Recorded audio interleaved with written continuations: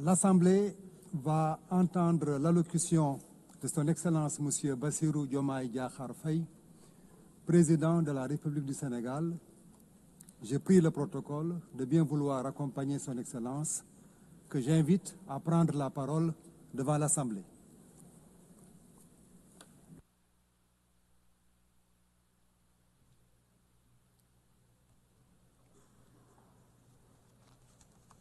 Madame la Présidente de l'Assemblée générale, chers collègues, Monsieur le Secrétaire général, Mesdames, Messieurs, distingués délégués. Madame la Présidente, au nom du Sénégal, je remercie votre prédécesseur et vous adresse tous nos vœux de succès à la présidence de cette 80e session de l'Assemblée générale des Nations unies. Je renouvelle au secrétaire général, M. Antonio Guterres, notre soutien constant dans l'exercice de sa haute charge au service des États membres. Nous nous réunissons aujourd'hui en ces lieux symboliques du dialogue universel, comme porteurs du poids de l'histoire et de l'urgence du présent. Le thème de cette session, Mieux ensemble, 80 ans et plus pour la paix, le développement, les droits de l'homme, nous rappelle en effet le pacte fondateur des Nations unies, un pacte de coexistence pacifique, de sécurité collective et d'un ordre international fondé sur le droit. Sur cette base, les Nations unies ont accompli des progrès indéniables dans la coopération solidaire pour la prévention des conflits, la promotion de la paix et de la sécurité internationale et le règlement des différends. De même, des progrès significatifs ont été réalisés dans la codification de normes universelles pour la protection des droits de l'homme et d'un ordre international plus sûr et plus apaisé.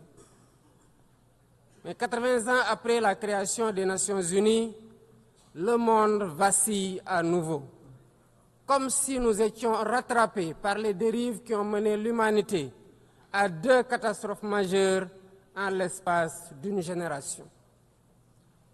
Nous vivons des moments de forte turbulence, de défis inédits et d'incertitudes multiples. Expansion du terrorisme, persistance de conflits anciens et nouveaux, dérèglement climatique, crise économique profonde, recul de la solidarité internationale et risque élevé de désintégration du multilatéralisme. Je n'oublie pas la course aux armements, y compris dans le cyberespace. Le plus préoccupant, c'est la déshumanisation désolante d'un monde d'émotions sélectives selon les intérêts et les enjeux géopolitiques.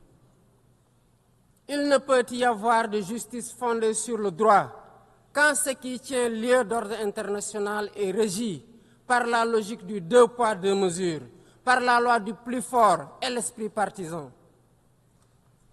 Dans ce contexte préoccupant, l'Afrique reste confrontée à des conflits armés, au terrorisme, en particulier au Sahel, à la criminalité transfrontalière et à l'instabilité politique. Face à tant de défis, notre approche devrait être intégrée, combinant prévention, résilience et réponse ciblée. La paix et la sécurité ont un prix.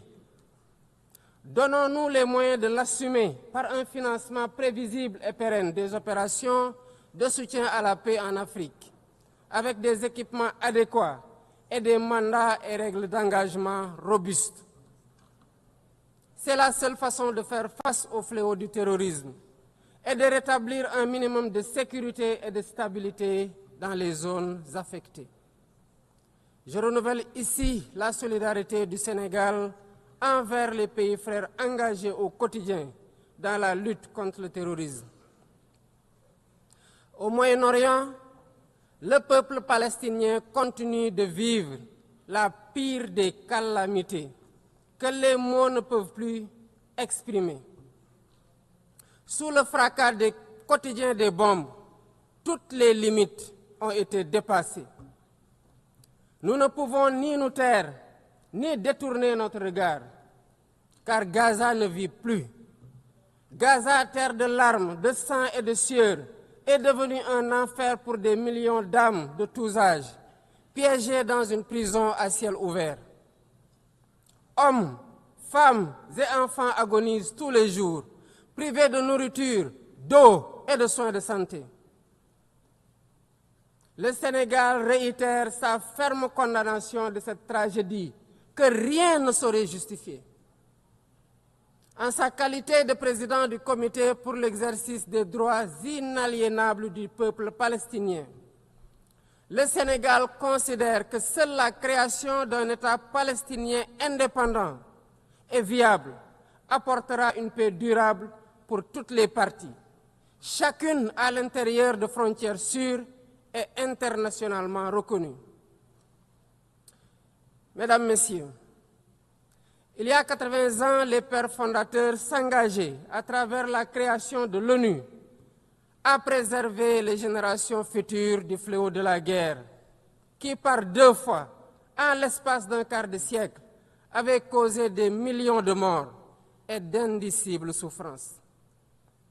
Au nom du Sénégal, je rends hommage aux pionniers et à tous ceux qui ont incarné les valeurs universelles de l'organisation, parfois au péril de leur vie. Dans ce monde en crise, les principes et les actes doivent rester les mêmes. La paix plutôt que les conflits, la justice plutôt que l'indifférence, le partenariat plutôt que les rapports de force. Mais cela n'est possible que par un multilatéralisme fort et revitalisé, pour en faire un cadre unique d'action, pour la paix, la stabilité, par le dialogue, la concertation et la résolution pacifique des différends. La survie du multilatéralisme exige qu'il retrouve ses principes fondamentaux, la responsabilité partagée et une solidarité active, le respect du droit international et une justice universelle conformément au statut de la Cour internationale de justice et de la Cour pénale internationale. En outre, nous ne pouvons occulter l'impératif de réforme de la gouvernance politique, économique et financière mondiale. L'ONU, par sa vocation universelle, doit agir en pionnière.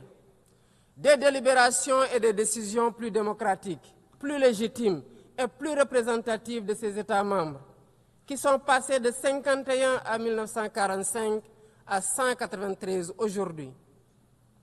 Je renouvelle le soutien du Sénégal au consensus des Oulouini pour une représentation plus juste et plus équitable de l'Afrique au Conseil de sécurité. Il est temps d'instaurer une gouvernance économique et financière mondiale plus juste et plus inclusive pour répondre aux besoins de financement du développement durable. Nous savons tous que l'aide publique n'est pas la solution. D'autres leviers existent, notamment un cadre fiscal mondial équitable, afin que l'impôt soit payé là où la richesse est produite. L'accès au crédit dans des conditions soutenables, afin que la gestion du fardeau de la dette n'entrave pas les efforts de développement de nos pays. Enfin, la mise en œuvre effective de l'engagement de Séville, du pacte pour l'avenir et des objectifs de développement durable, pour un accès élargi à la santé, à l'eau, à la nourriture, à l'éducation, à l'énergie et au numérique. Le réchauffement climatique mérite aussi notre attention. Il n'est pas seulement une menace, mais une question existentielle, une réalité qui frappe plus durement ceux qui y contribuent le moins, comme l'Afrique, avec moins de 4% des émissions mondiales. Et pourtant, sécheresse, inondations, érosion côtière et insécurité alimentaire rythment désormais la vie de nos populations. C'est une double peine devenue insoutenable. Le Sénégal renouvelle son attachement à l'accord de Paris sur le climat et appelle à une transition climatique juste et équitable par l'exploitation de nos ressources disponibles pour l'accès universel à l'électricité et l'amorce d'une industrialisation compétitive. La lutte contre le réchauffement climatique se fera indubitablement avec des financements conséquents pour l'adaptation, la simplification et l'accès aux fonds climatiques, ainsi que la garantie de transfert de technologies. Le Sénégal salue la création du fonds pour répondre aux pertes et dommages et appelle à la mobilisation de la solidarité internationale pour la constitution de ces ressources afin de financer les opérations sur le terrain. Excellences, Mesdames et Messieurs, face aux urgences et aux défis nombreux et complexes, nous ne sommes pas démunis. Le monde dispose des moyens nécessaires pour nourrir ceux qui ont faim, éduquer nos enfants, soigner les malades et faire taire les armes. Le véritable obstacle n'est ni financier, ni technique, ni matériel. Il est dans la volonté politique de faire du multilatéralisme un instrument de solidarité collective, de coopération plutôt que de confrontation, pour un avenir où la dignité humaine sera au cœur de nos décisions. Alors, faisons de ce 80e anniversaire des Nations Unies, non pas le constat d'un ordre épuisé, mais le point de départ d'un nouvel espoir, celui d'une organisation rénovée et plus efficace, au service des peuples qu'elle incarne. Le Sénégal reste fidèle à son engagement de travailler dans ce sens avec tous les membres de l'organisation, prêt à jeter les ponts, prêt à porter les réformes, prêt à poursuivre notre œuvre commune pour un monde de paix, de justice et de solidarité. Je souhaite plein succès aux travaux de la 80e session de l'Assemblée générale et vous remercie de votre aimable attention. Au nom de l'Assemblée générale, je tiens à remercier le président de la République du Sénégal. Voilà qui conclut ce troisième discours du président de la République à l'ONU. Un discours percutant, clair et assumé. Il a posé des mots forts sur deux enjeux essentiels: la lutte contre le terrorisme et surtout le drame palestinien. Aujourd'hui, le peuple de Gaza vit l'horreur absolue. Sous un déluge de bombes, piégé dans ce qui ressemble à une prison à ciel ouvert, il fait face à une tragédie que rien, absolument rien, ne peut justifier. Et ces mots résonnent bien au-delà de l'ONU. Il rappelle que la dignité humaine n'est pas une option, mais une obligation pour l'humanité tout entière. En choisissant de défendre cette cause avec autant de force, le Sénégal affirme sa place, celle d'un pays qui parle vrai, qui ne se cache pas, et qui porte haut les valeurs de justice, de solidarité et d'humanité. Un message fort qui ne laisse personne indifférent.